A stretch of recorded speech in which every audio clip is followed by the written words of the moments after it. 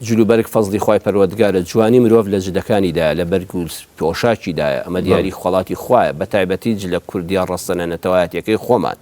لە جەژنا مرۆڤ پێویستە بە ئەندازەی توانە هەوڵدا جلوبەرگێکی تایبەتی هەبێ وەکو پێغەمبەری خوا صلی الله علیه وسلم بۆ جەژنەکان و بۆ ڕۆژی جومعە و تارخوێندنەوە جلی تایبەتی هەبووە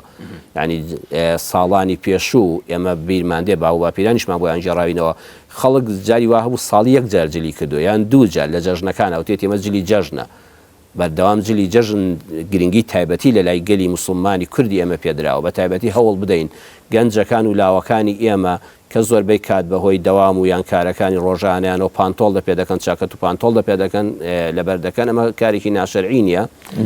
بەڵام هەوڵ بدەن بەلانی کەمەوە لە جەژنەکاندا تەواوی خێزانەکان جلی کوردیان لەبەردابێ بەڵام جلی کوردی ئافرەتان زیاتر تەرکیزی بکەینە سەر جلێکی داپۆشراو بێت جلی کوردی